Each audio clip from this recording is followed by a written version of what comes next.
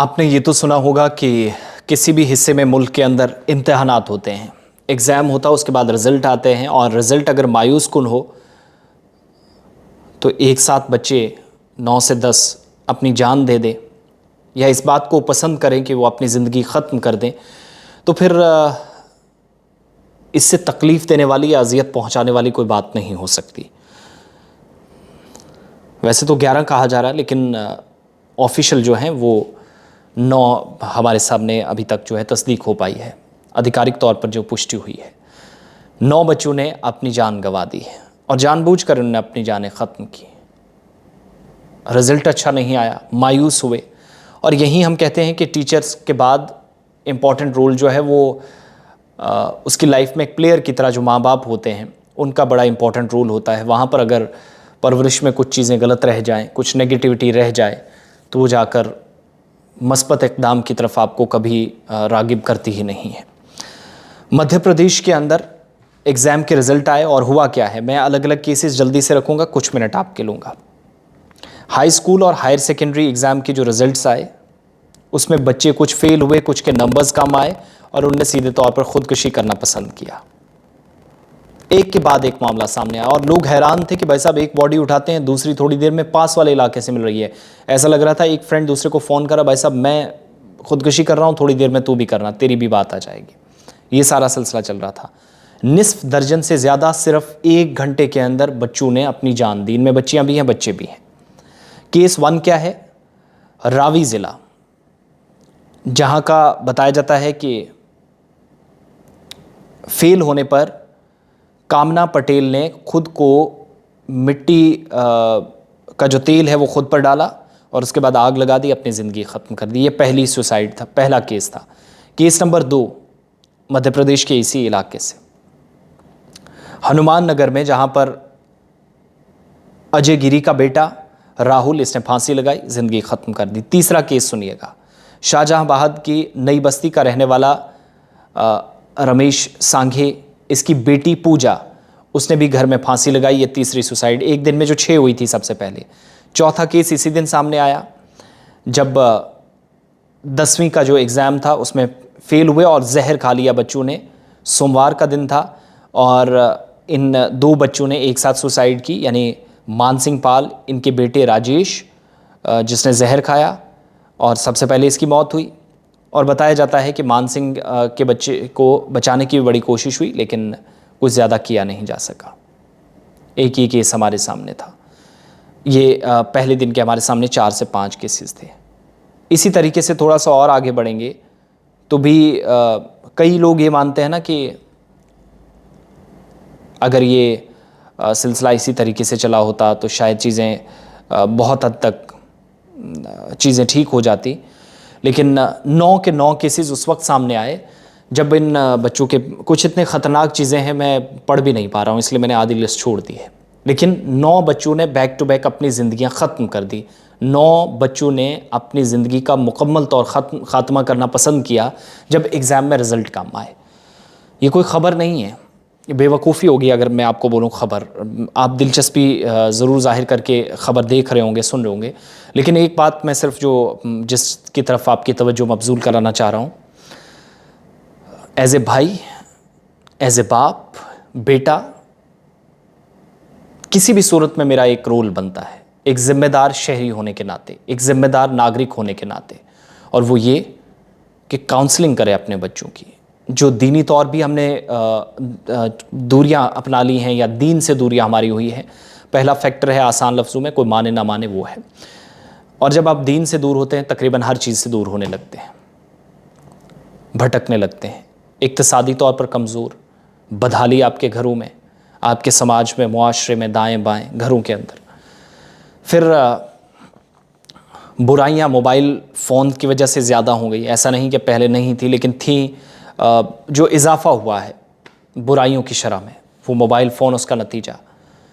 उसके बाद बच्चे सुबह निकलते हैं, वालिद को पता ही नहीं, वालिदा को पता ही नहीं, बच्चा स्कूल के नाम पे जाए, यूनिफॉर्म है बैग में, बैग किसी ने चेक नहीं किया, वापस आके क्या किया किसी को कोई पता नहीं। ये एक सिलसिला है जो हमारे मुआशरे के अंदर, सोसाइटी के अंदर रोज़ बरोज़ देखा जा रहा है। नतीजा ये कि घर के कमरे में बच्चा दाखिल होता है, हमें ये तक पता नहीं होता, मालूम नहीं होता कि इसके साथ क्या बीती है। हम ज़रा सी काउंसलिंग इससे पूछ ले, पता कर ले, शायद मौत तो बरहक है, हर जिंदा चीज़ जो है उसको मौत के मुंह में जाना है, जायका चखना है मौत का।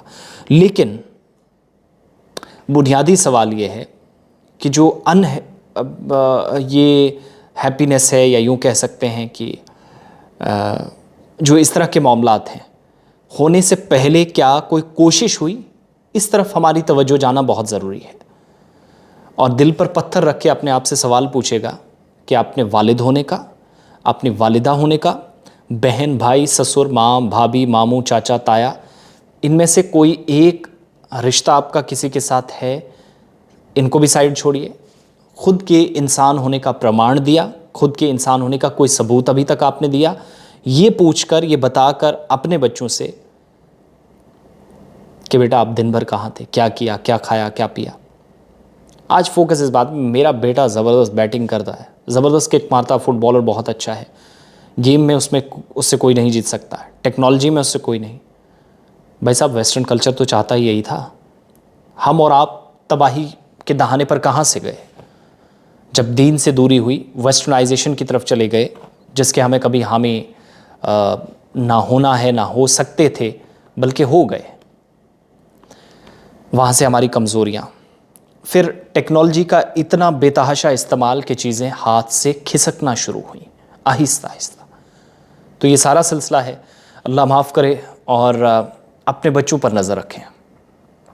मौत से आप मैं हम कोई नहीं बचा सकते। ये नौज़बिल्लाह अल्लाह अज़्ज़वजल को चैलेंज करने वाली बात हुई कि अगर मैं होता तो वो बच जाता। नहीं, गलतियां कहाँ हो रही हैं, कोताहियाँ क्या है, जो बुनियादी असबाब हैं वो क्या हैं? इस तरह की समाजी बुराइयों की तरफ जाने से पहले can we take a single step, can we make a single effort कि हम एक छोटी सी गलती को साइड लाइन अगर कर दें गैर संजीदगी का मुजाहरा करते हुए, तो उसके इन फ्यूचर मुस्तकबिल में, भविष्य में उसके कितना ख़तरनाक उसका असर होगा, इम्पैक्ट होगा, मनफी असरात मुरतब होंगे, नकारात्मक ढंग से उस पर जो प्रभाव पड़ेगा, कभी उसका सोचा नहीं। शायद वही चीज़ें हुई। ये 9 बच्चे जो हैं, कीमती जानें थी। आप और हम इनके बारे में सिर्फ ख़बर ही सुन रहे हैं। ये ख़बर तो मेरे लिए नहीं है। जब हम दाएं बाएं देखते हैं, चूँकि हम जर्नलिस्टिक अप्रोच से भी देखते हैं, जर्नलिज़म की फील्ड में है, ख़बरें गुजरती हैं तो हमारे लिए मैटर नहीं करती। लेकिन ऐसे ही चीज़ें इग्नोर मारी जाती हैं विद इन द सोसाइटी। वो चीज़ें ठीक करने की ज़रूरत है। आप अपने ओपिनियंस, अपने कमेंट ज़रूर दीजिएगा एक सवाल पर, जिस पर मैं आपका जवाब चाहूँगा आखिर में। और वो सवाल ये है कि क्या वालिदैन और असातिज़ा, क्योंकि जहाँ माँ बाप जो होते हैं, वहाँ से जो फर्स्ट दरसगाह एक तरह से कह सकते हैं आप, या फर्स्ट स्कूल ऑफ थॉट, वहाँ से बच्चे जाते हैं तो एडमिट होते हैं स्कूलों में असातिज़ा का और घर में वालिदैन का, पेरेंट्स का, माता पिता का क्या रोल है, और जो रोल है क्या वो हम निभा पा रहे हैं या नहीं? मुझे तफसीली जवाब दीजिएगा। आपके कमेंट्स के ज़रिए मुझे इंतज़ार रहेगा, और एक एक का नाम ले लेकर मैं अगली बार कोशिश करूँगा कि वो पढ़ भी सकूँ, आपको रिएक्ट भी करूँगा।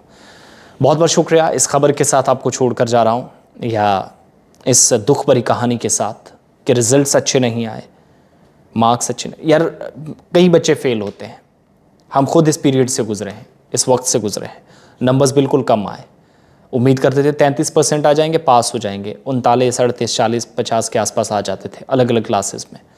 और यूनिवर्सिटी लेवल तक भी हमने ये सारी चीज़ें देखी। फेल हुए, फिर जाकर रीवैल्यूएट किया चीज़ों को, रीचेकिंग हुई एग्ज़ाम्स की, जो हमने पेपर्स दिए थे।